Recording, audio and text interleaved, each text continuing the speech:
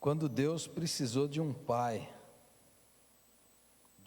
para o seu filho, ele foi procurar um homem apto para que pudesse ocupar essa posição. Mateus 1, verso 18. Foi assim que nasceu Jesus Cristo. Maria, sua mãe, estava prometida para se casar com José. Antes do casamento, porém, ela engravidou pelo poder do Espírito Santo. José, seu noivo, era um homem justo e resolveu romper a união em segredo, pois não queria envergonhá-la com uma separação pública. Enquanto ele pensava nisso, um anjo do Senhor lhe apareceu em sonho e disse: José, filho de Davi, não tenha medo de receber Maria como esposa, pois a criança dentro dela foi concebida pelo Espírito Santo. Ela terá um filho, e você lhe dará o nome de Jesus, pois ele salvará seu povo dos seus pecados. Tudo isso aconteceu para cumprir o que o Senhor tinha dito por intermédio do profeta: vejam, a virgem ficará grávida, ela dará à luz um filho e o chamarão Emanuel, que significa Deus conosco. Quando José acordou, fez o que o anjo do Senhor lhe havia ordenado e recebeu Maria como esposa. No entanto, não teve relações com ela até o menino nascer, e ele lhe deu o nome de Jesus. Amém. Fique aí com Mateus 2, daqui a pouco nós vamos ler Mateus 2, mas fique aí com a sua Bíblia aberta em Mateus. Deus precisou de um pai. Se alguém me perguntasse assim, qual é o problema principal da nossa sociedade? A gente estabeleceria um monte de coisas assim, é a falta de educação, é a falta de justiça social, é a falta disso, daquilo, é a corrupção dos políticos, é um monte de problema. Eu diria que o problema hoje da sociedade, especialmente nesse tempo, é a falta de paz, é a falta da paternidade.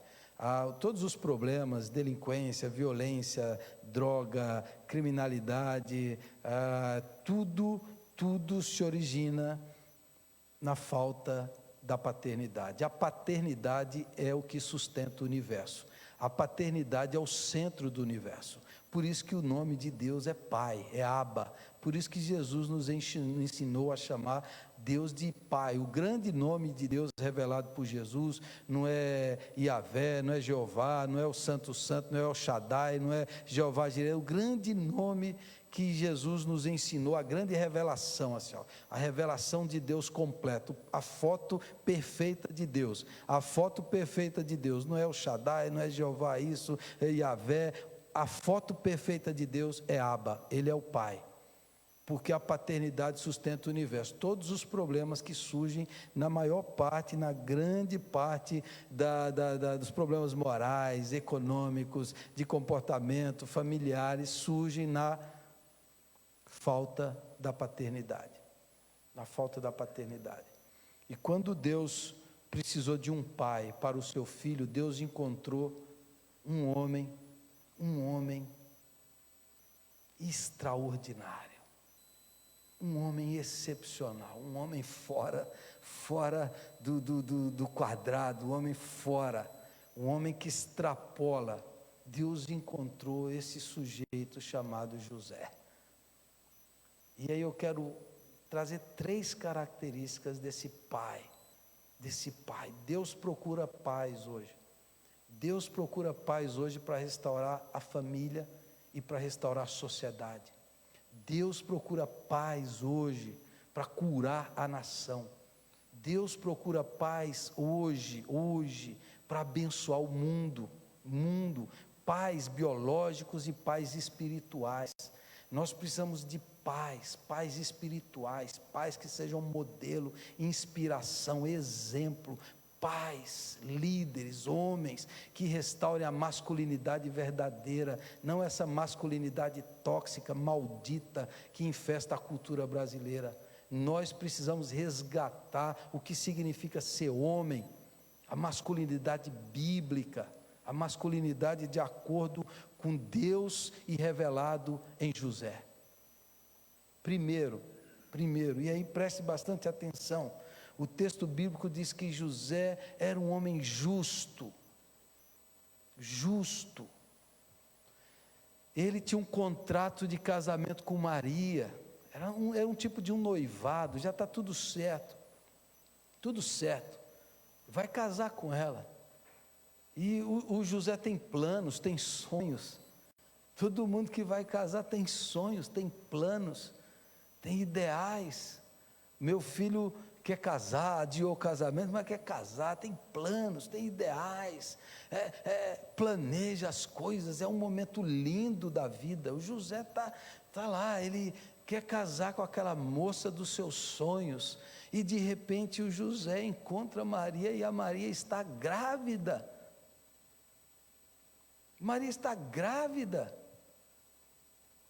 E ela ainda vem com uma conversa estranhíssima, inusitada, inédita. Nunca antes alguém deu uma desculpa como essa, até esse momento. Falou assim: não, José, foi Deus, foi o Espírito Santo que o anjo me visitou. E o José fica perturbado. Agora preste atenção, quando a Bíblia diz que José é justo na Bíblia, não é como a gente entende justo aqui hoje. Quando a gente lê na Bíblia fazer justiça na Bíblia talvez seja o contrário do que a gente entende como fazer justiça hoje. Porque se você vê hoje alguém falando assim: eu quero justiça, quando a gente ouve alguém falando: eu quero justiça, o que a gente pensa? É alguém que foi roubado, alguém cometeu um crime, alguém foi lesado, e a pessoa vai lá e fala: eu quero justiça. Eu quero justiça. Ou alguém fez mal para alguém e a família vai lá e chega diante da polícia, chega diante do juiz, chega diante da televisão: eu quero que se faça justiça. E a gente entende justiça, e essa justiça também tem na Bíblia, mas essa justiça não é o aspecto principal na Bíblia. Essa é a justiça retributiva, que a gente pensa assim: alguém fez mal, ele tem que pagar pelo mal. Nós entendemos a justiça normalmente assim, mas justiça na Bíblia é um negócio tão amplo, tão extraordinário. O termo justiça, o justo, tzadik, né, o nome no hebraico, tzadik, tzedek, é um termo tão forte, tão amplo. Justiça, fazer justiça na Bíblia é a justiça reparadora, não é a retributiva.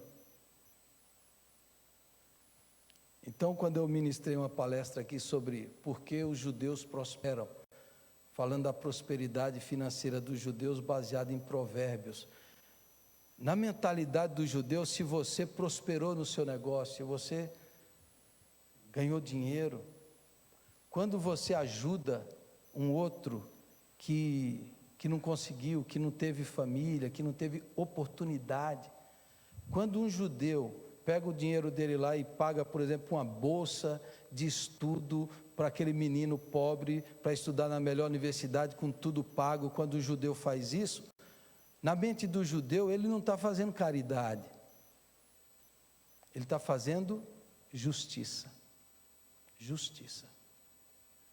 Então, fazer justiça é reparar uma injustiça. Se José entendesse justiça como a gente entende retributiva, José faria, sabe o quê?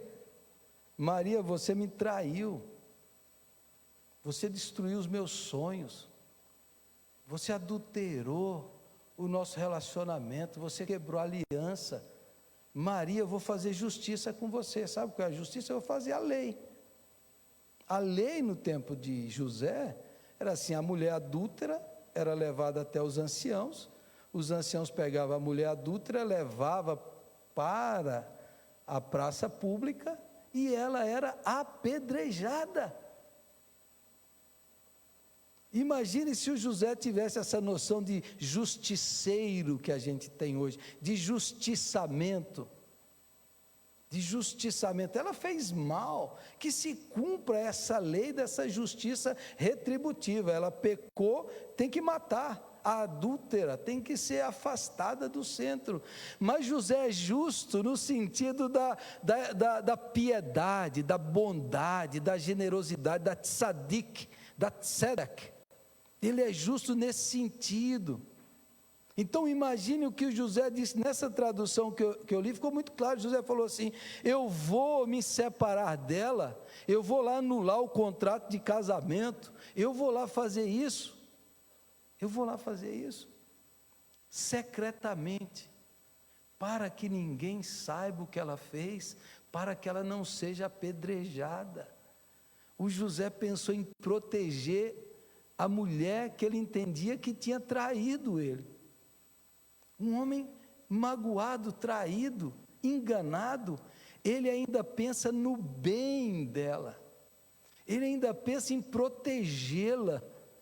A masculinidade bíblica protege, ele pensa em protegê-la, em livrá-la da morte, em livrá-la do escândalo, em livrá-la da vergonha. Isso é um homem justo, esse é um tzadik, esse é um homem íntegro, reto, bondoso, piedoso. Esse é um homem que faz justiça na perspectiva bíblica. Ele quer proteger a mulher.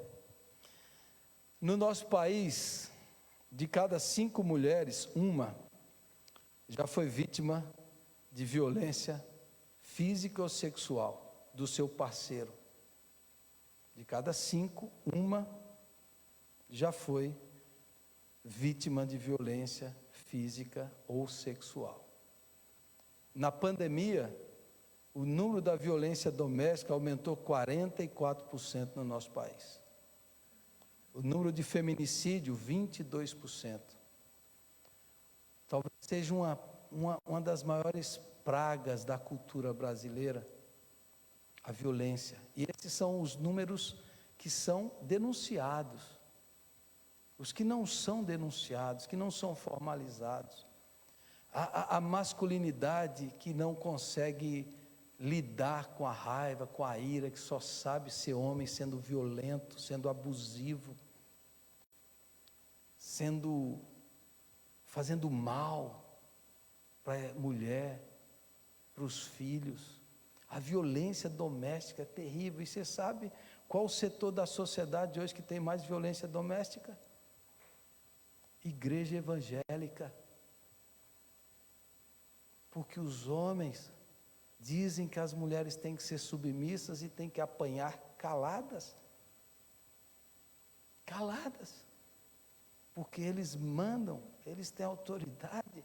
Essa é a masculinidade tóxica, que às vezes os homens aprendem e passam de geração em geração, um machismo absurdo, absurdo. Quase todo homem é machista. E o primeiro passo para ser curado disso é reconhecer: quase todo homem é machista, inclusive eu. Inclusive eu. Nós somos criados numa cultura machista. E tem um documentário que você assista, que chama O Silêncio dos Homens. Os homens que têm problema com a violência são treinados, estão sendo criado um movimento para ajudar os homens a lidar com as suas emoções, para que eles saibam cuidar bem da esposa, dos filhos. É uma masculinidade, e aí você vai vendo, o pai fazia assim, o filho fazia assim, ele aprendeu, porque a masculinidade é derivada, ninguém aprende a ser homem sozinho, você deriva a masculinidade de outro homem. Isso aí é uma realidade, você aprende a ser homem com outro homem. Por isso que às vezes quando um menino não tem um referencial masculino, ele recebe um referencial feminino, mas a masculinidade é derivada, você aprende a ser homem com outro homem. E quando você não tem referenciais, quando você olha seu referencial, quando eu era menino, meu referencial era o John Wayne e o Clint Eastwood, era o faroeste, meu negócio era na bala, meu sonho era ser o cara do faroeste, aquele homem calado, que não fala, que resolve tudo, ou o Rambo, que resolve tudo na porrada. Esses referenciais que prejudicam, que destroem, que inspiram essa masculinidade que faz mal. Agora o José, que é esse homem de Deus, Ele é vítima de uma traição, mas ele pensa na proteção da mulher. Ele pensa nela, em protegê-la, em guardá-la. Isso é ser justo. Isso é ser justo. Deixa eu provar para vocês a justiça na Bíblia. Abra a sua Bíblia em Jó, capítulo 29.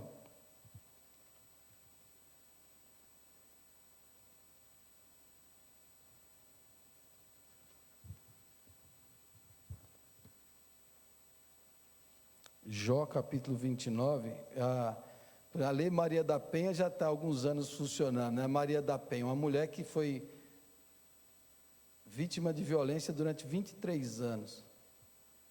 O seu marido tentou matá-la 2 vezes, por um deu um tiro que deixou ela paraplégica. E essa mulher inspirou essa lei de proteção às mulheres. Aqui na nossa cidade nós temos a história de Ana Rosa, que para muitos católicos é uma santa, e é o túmulo mais visitado aqui do nosso cemitério. Ana Rosa é uma moça que sofria violência do seu marido, e quando ela fugiu, ele foi atrás dela, a matou e depois cortou o seu corpo em pedaços, esquartejou. É a história aqui da nossa cidade. Perceba como isso está entranhado na cultura, Uma vez eu assisti um programa de televisão que o repórter foi num bar cheio de homens e perguntou para eles sobre isso, sobre violência contra a mulher, e todos eles falaram: não, aqui a gente a gente trata bem, a gente cuida, a gente ama as nossas esposas. Aí depois foi outro repórter no mesmo bar, só que agora disfarçado. Chegou lá, sem microfone, sem câmera, sentou e começou a beber e começou a conversar com aqueles mesmos homens. E aqueles mesmos homens, sem câmera, começaram a falar: lá na minha casa, quando ela levanta a voz, eu já dou um tapa para baixar a bola e saber quem é que manda. Coisa comum, normal, aceito socialmente. Uma praga, uma maldição, um legado destrutivo. Vá lá nos centros de recuperação aqui, vá lá, em todos eles. Converse com aqueles que estão tentando se recuperar das drogas. Pergunte para eles como foi a relação deles com o pai. Pergunte como foi o seu pai. Dá uma pesquisada nas prisões, ali na sala, e pergunte. E você vai ver a grande maioria o que eles vão dizer. Agora eu quero provar para você a justiça na Bíblia. Jó é um homem justo. Capítulo 29, versículo 12. Pois eu auxiliava os pobres que pediam ajuda, e os órfãos que precisavam de socorro. Os que estavam à beira da morte me abençoavam. Eu trazia alegria ao coração das viúvas. Era honesto em tudo que fazia.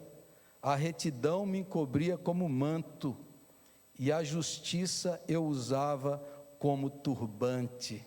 Servia de olhos para os cegos e de pés para os aleijados. Era um pai para os pobres e defendia a causa dos estrangeiros. O Jó diz: a justiça, o que é a justiça para Jó aí? O que é justiça? A justiça, a retidão me cobria, era o meu turbante. O que é justiça para Jó? O que é justiça? Órfão, pobre, viúva, aleijados, cegos, eu cuidava dele. Bridget Walker, quando o cachorro veio atacar sua irmã de 4 anos, o menino de 6 anos entrou na frente. E o cachorro mordeu sua cabeça, seu rosto.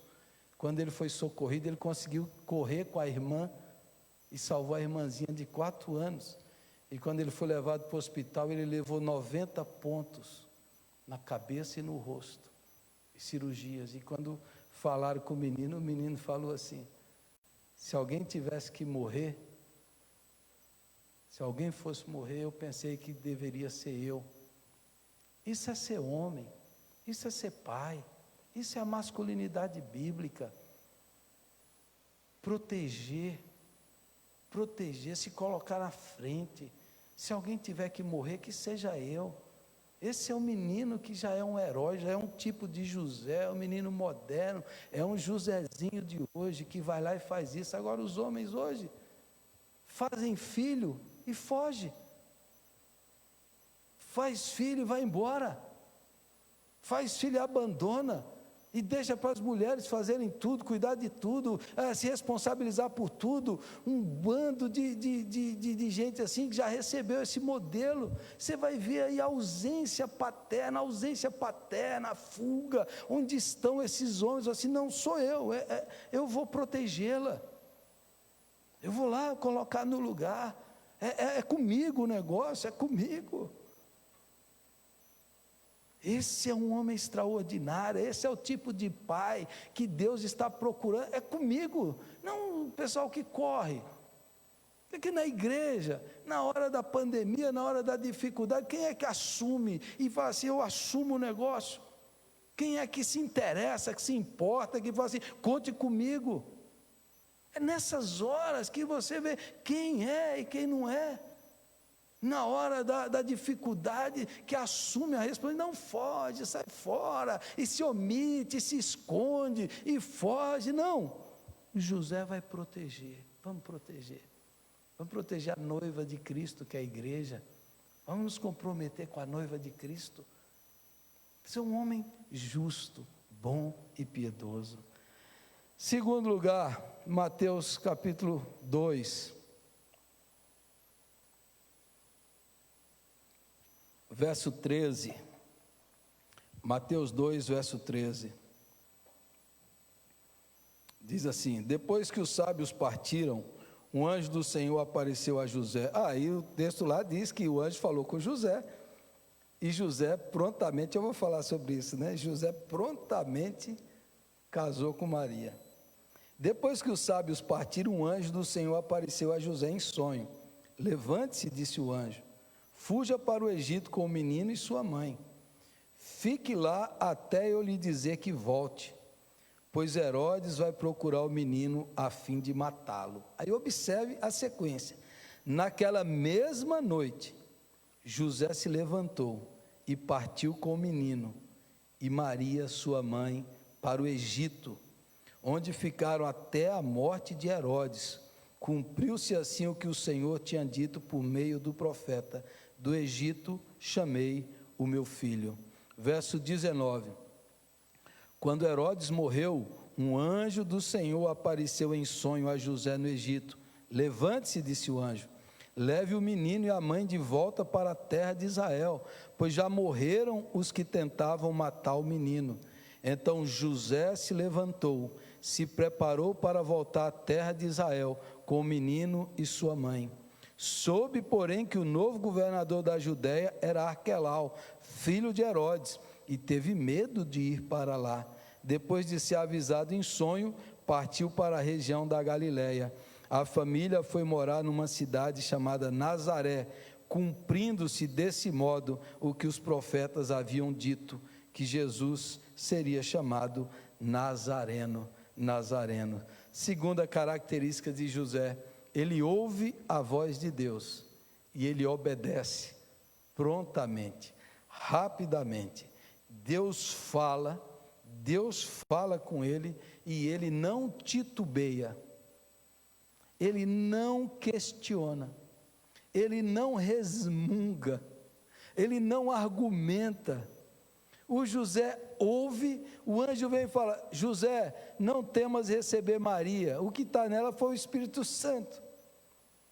Você não é um sonho, você teve um sonho, o anjo falou no seu sonho, você acorda assim e fala: quando que a gente já ouviu falar numa história dessa, do Espírito Santo engravidar alguém? Que história é essa? O que vão dizer de mim? Como é que vai ser? E a vergonha pública, e esse negócio todo que vai acontecer? O texto bíblico diz que José levantou e recebeu Maria por esposa, e casou com ela, porque Deus falou com ele, ele atendeu.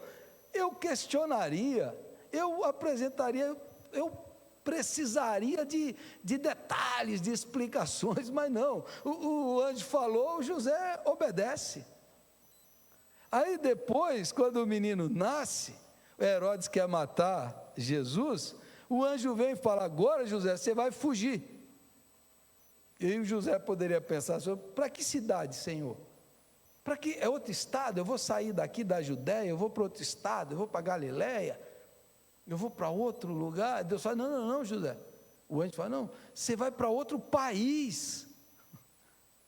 Eu vou para outro país. Você vai para outro país, você vai fugir de país, José. Você vai ser um refugiado. Você vai fugir, porque está querendo matar, você vai para outro país, você vai para o Egito. E o texto bíblico diz que José, de noite, ele sonhou, no meio da noite, ele acordou e falou: Maria, pega a criança, vamos embora. Deus mandou a gente ir lá para o Egito, mas vamos ir, não precisa nem esperar. Não, que ele quer matar a gente precisa ir logo. Deus mandou, tem que ser rápido. A gente tem que obedecer rápido, tem que ser pronto, não pode demorar. Não, vamos já, Maria, vamos. Ele vai para o Egito. Jesus foi um refugiado. Quando eu disse que todas as dores humanas Jesus conhece a dor de ser um refugiado, de ter que largar sua terra e ir para outro país e ficar lá, em outra cultura, outro ambiente, foragido aqui, porque querem matar. E Jesus fica um tempo lá, ele é criado lá no Egito. Depois que o Herodes morre, aí o anjo vem, no sonho de José de novo. José dorme, o sonho vem e fala: agora, José, pode voltar. Herodes morreu, ele volta, ele está indo para a Judéia, mas aí o filho de Herodes está reinando na Judéia, e o José teve medo: será que eu vou para lá? Será que o filho não vai descobrir e vai matar? Olha o medo, porque o homem mais poderoso, o império, quer matar o seu filho. Parece histórias de filmes, e é assim. Quer matar, ele tem que proteger, tem que guardar, tem que cuidar, tem que se esconder, tem que proteger o seu filho. E daí, nesse impasse, para onde eu vou? O Senhor fala: não, você vai para a Galiléia dos gentios, você vai para lá. E ele ouve e obedece. Pelo menos 4 vezes Deus fala com José, e nas 4 vezes José obedece. Irmãos, nós vivemos tempos assim, a cultura popular hoje é assim, é o rebelde, é o cara que ele se rebela contra o sistema, que ele faz o que dá na telha, que ele é obstinado, que ele é destinado, que ele não se enquadra, não se conforma. Hoje todo mundo é contra o sistema eclesiástico, sistema isso, sistema aquilo. Todo mundo quer ser contra alguma coisa, todo mundo quer inventar, quer surgir, quer superar. O problema é: quem quer obedecer o que Deus manda? Todo mundo quer criticar, quer questionar, quer dar opinião, todo mundo é especialista e sabe de tudo e se mete a falar de tudo, e é tanta bobagem, tanta besteira, tanta gente que não sabe de nada falando de coisa nenhuma, porque todo mundo quer ser especialista, todo mundo quer contribuir, todo mundo quer aparecer, todo mundo quer. Quem é que quer obedecer o que Deus manda? Obedecer calado. Deus mandou, Deus falou, Deus está dirigindo, sem titubear, sem questionar, sem reclamar, sem murmurar, sem debater. Deus falou, está falado, a gente obedece. Vivemos nesse tempo em que todo mundo quer mandar, todo mundo quer liderar, todo mundo quer isso, quer aquilo, mas ninguém quer ouvir a voz de Deus e obedecer e aceitar o que Deus está falando, o que Deus mandou, o que está escrito, o que está determinado, o que o Senhor falou. É assim, é Deus que manda, é Deus que fala. E o José ouve, e o José prontamente, rapidamente faz o que Deus manda. É assim que Deus opera. Então Deus manda lá: maridos, amem a sua mulher, criem os seus filhos na disciplina do Senhor, eduquem-os e inculquem neles a minha palavra. A palavra de Deus manda, mas não é bem assim o negócio, por causa disso, por causa daquilo, porque eu não posso, eu não sei o quê. Os tempos são outros, o mundo mudou, a tecnologia mudou. Deus mandou, o José tem que aceitar aquela mulher com um milagre inaudito, uma coisa estranhíssima aconteceu, mas Deus falou, ele creu e ele obedeceu. Deus mudou a sua rotina, Deus dilacerou seus planos, ele estava no controle, devia ter tudo planejado, teve que mudar tudo, teve que mudar de país, teve que fugir, teve que viver escondido. Teve que viver debaixo da tensão. Será que o Herodes vai me descobrir aqui? Mas o homem obedece. Antigamente a gente falava que o alfabeto é o ABCD que a gente aprende, o alfabeto do crente é obedecer. Obedecer o que Deus manda. Obedecer o que Deus manda. A gente vive nessa tendência cultural de que todo mundo quer estar fora da caixa, mas ninguém se enquadra naquilo que o Senhor manda, ninguém obedece a sua palavra, ninguém crê nas suas promessas e guarda os seus mandamentos e diz, o meu prazer é cumprir os mandamentos do Senhor. Esse é um pai que Deus precisa, esse é um pai que ouve, que tem intimidade para Deus falar com ele, e ele não foge, ele não se ausenta, ele obedece. Eu pergunto para você, você obedece o que Deus manda você fazer? Você obedece? Quanto das nossas igrejas hoje estão aqui, as igrejas existem hoje, porque homens do passado obedeceram, se submeteram, aceitaram, Deus mandou, eu faço. Sem titubear, sem reclamar, Deus está mandando, está na palavra, eu creio. Ele mandou, a gente vai fazer. Você não precisa sair fora, você não precisa criar nada novo, é só seguir o que Deus está mandando, é só seguir a palavra. E esse é um bom princípio para tudo, para tudo. Hoje a gente tem os namoros cada vez mais longos, cheios de coisa, namoros longos, casamentos curtos, não duram nada. Foge dos princípios, foge do mandamento, mandamentos quebrados, famílias destruídas, mandamentos quebrados, famílias destruídas, mandamentos quebrados, famílias destruídas, mandamentos quebrados, famílias destruídas, mandamentos quebrados, famílias destruídas. A turma não leva a sério o que Deus manda, aí quebra, passa por cima, não, hoje a cultura, hoje a gente faz do nosso jeito, mandamentos quebrados, famílias destruídas, mandamentos quebrados, famílias destruídas. José é o pai que a gente possa obedecer. Terceiro e último lugar,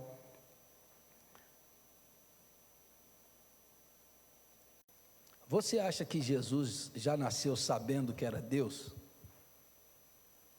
Você acha que Jesus, assim, quando era menino, ele já era Deus? Lá em Lucas diz que Jesus crescia em estatura, sabedoria e graça diante de Deus e dos homens. Jesus crescia fisicamente, mentalmente e emocionalmente. Jesus crescia espiritualmente e Jesus crescia socialmente. Ele crescia, ele se desenvolvia, ou seja, Jesus se desenvolveu porque Deus não violenta a criação que ele fez, ou seja, o cérebro de Jesus, o corpo de Jesus, a capacidade cognitiva, intelectual, emocional de Jesus foi crescendo com o tempo. Isso é claro na Bíblia, isso é claro no jeito de Deus operar, porque Deus não violenta os processos naturais que ele mesmo criou. Aos 12 anos, quando o menino judeu professa a sua fé, o Bar Mitzvah, aí Jesus vai no templo e já revela que ele já tem entendimento.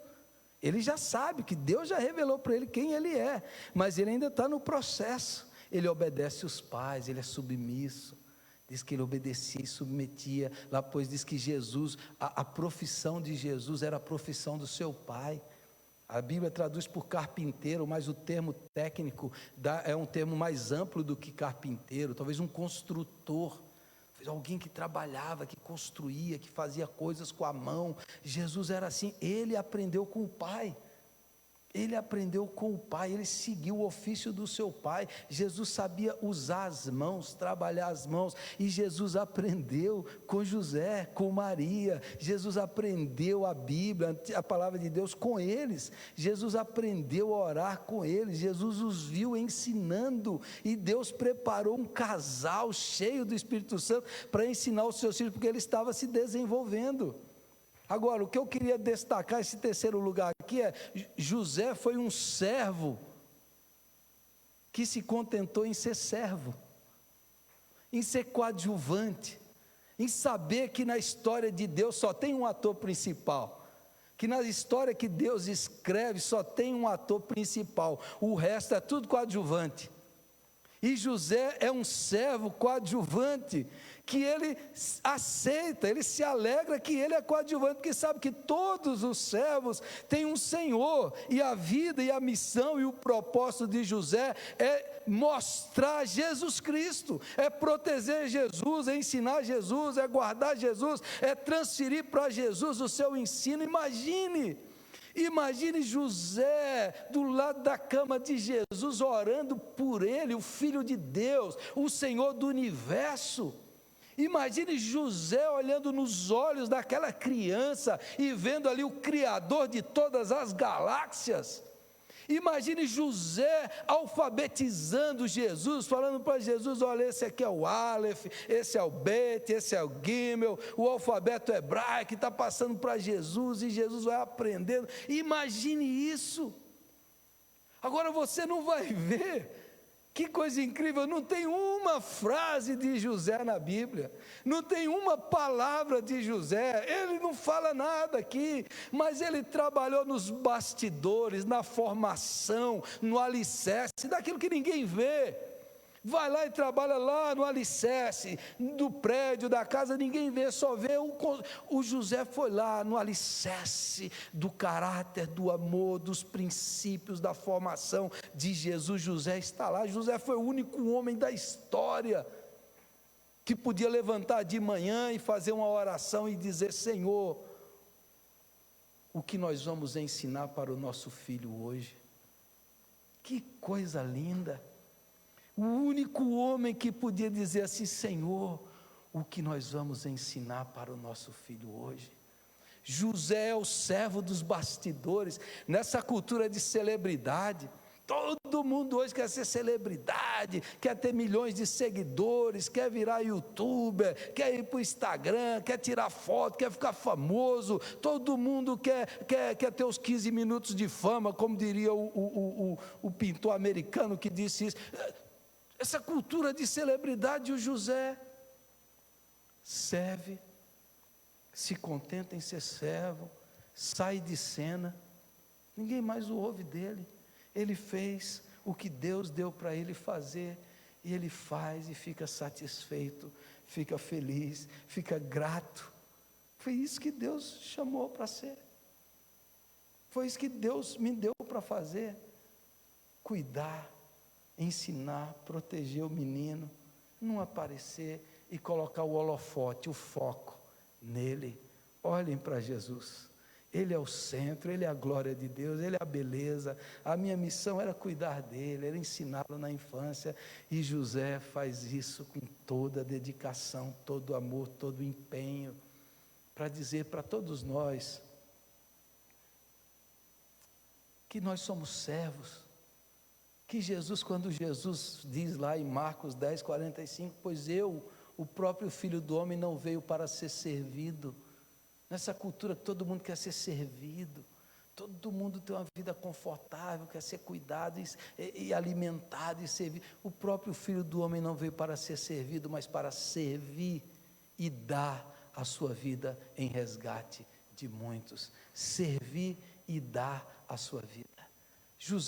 Jesus reverbera o que aprendeu com José, e José está dizendo: é assim, olhem para Jesus, viva, olhe para Ele, é Ele que é o centro, para dizer para todos nós: o nosso trabalho, o nosso empenho, a nossa vida, o nosso serviço é para Jesus e para a glória de Jesus. A nossa satisfação é que o holofote saia de nós e seja colocado em Cristo, que as pessoas vejam nele, que as pessoas olhem para Ele.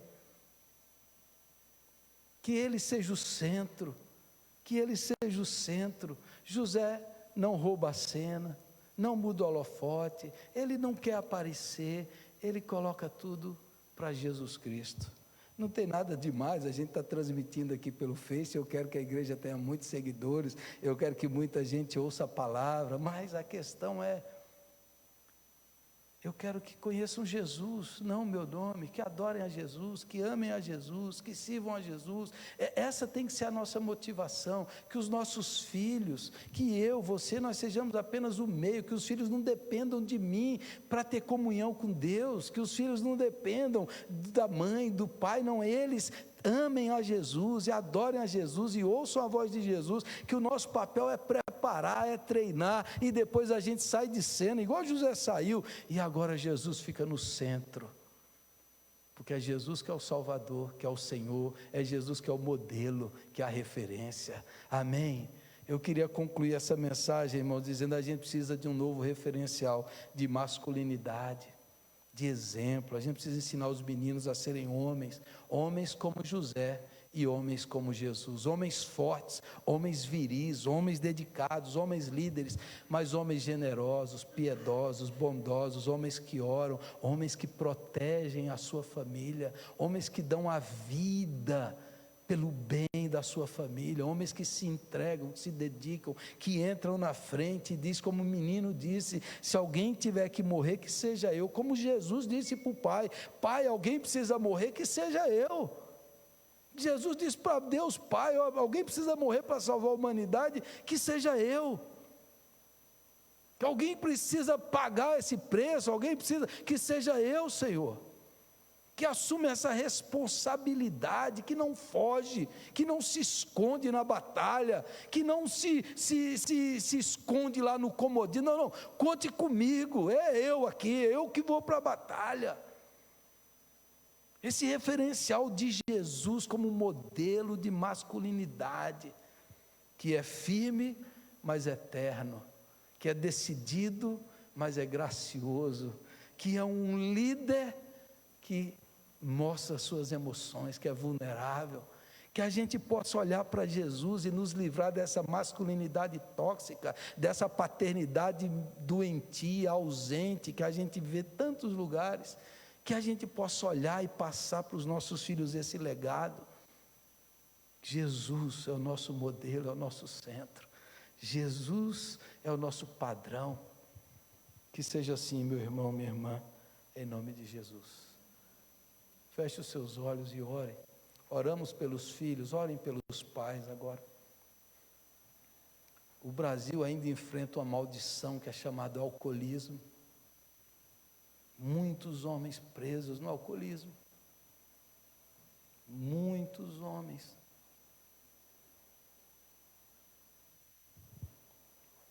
Na droga.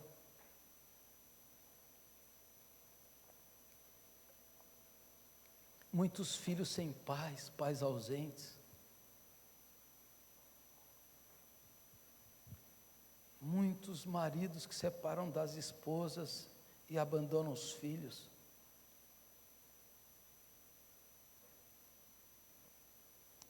Senhor, restaura a paternidade bíblica. Dá-nos modelos saudáveis. Resgata o papel do homem, do marido, do pai.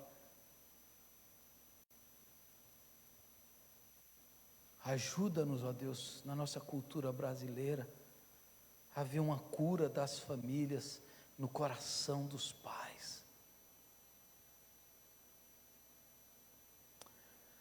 Nosso Deus, nosso Pai, ouve a nossa oração nessa noite, o nosso clamor por pais, pais espirituais, pais bíblicos, pais que sejam modelos, inspirados em José e seguindo o modelo de Cristo Jesus. Faz de nós servos, ó Deus, que têm prazer em servir, que se satisfazem em servir uns aos outros, servir a família, servir a igreja, servir a sociedade, servir com dedicação, com zelo, com amor. Ajuda-nos, ó Deus, ajuda-nos a ouvirmos a Tua voz e obedecermos. Livra-nos desse espírito de rebelião, de obstinação que toma conta desse mundo. livra-nos desse espírito de insubordinação, dá-nos esse coração submisso, obediente, que crê na palavra, que crê nos mandamentos, que obedece à palavra de Deus com temor e tremor. Ajuda-nos, ó Deus, a obedecermos a Tua palavra sem desculpas, e ajuda-nos, ó Deus, a sermos justos, piedosos, bondosos, proteger a nossa família, a nossa esposa, os nossos filhos, a nossa igreja, a protegê-los do mal, a lutar por eles, a lutar pela família, pela educação, pelo ensino, a lutar pela alma deles, a lutar pela salvação deles. Ajuda-nos, Senhor, ajuda-nos a protegermos o nosso casamento, a sermos homens amorosos, dedicados. Ajuda-nos a sermos maridos que amam a sua esposa. Ajuda-nos, ó Deus, em nome de Jesus, e levanta uma geração de pais assim, que resgatem esse modelo bíblico, saudável, santo e puro, para inspirar uma geração de meninos e meninas, que vão viver o modelo de Cristo e vão dizer: eu vi isso na vida do meu pai. Obrigado pelos pais que nós tivemos, os pais espirituais, os homens de Deus que trabalharam pela igreja, que se dedicaram à igreja, que trouxeram os seus filhos, que ensinam os seus filhos e que sustentam a igreja de Deus. Fortalece esses irmãos, anima-os, ó Deus, abençoa, sustenta, e que nós possamos mudar os referenciais dessa cultura perdida, que a gente possa mudar os referenciais, que esses homens sejam os modelos, o exemplo, a inspiração das novas gerações. Em nome de Jesus eu te peço isso, meu Pai. Nos ajude, nos capacite, nos santifique, perdoe os nossos pecados, perdoe as minhas falhas, perdoa, Senhor, e nos ajude. Espírito Santo de Deus, venha nos ajudar e venha nos capacitar, em nome de Jesus. Amém. E amém, amém, glória a Deus, amém, amém. O vídeo está na ponta aí? Vamos passar um vídeo, nós passamos de manhã, mas ele não estava completo, e nós vamos passar um vídeo em homenagem aos pais, que os filhos fizeram, que as irmãs editaram, aí nós vamos projetar esse vídeo em homenagem aos pais.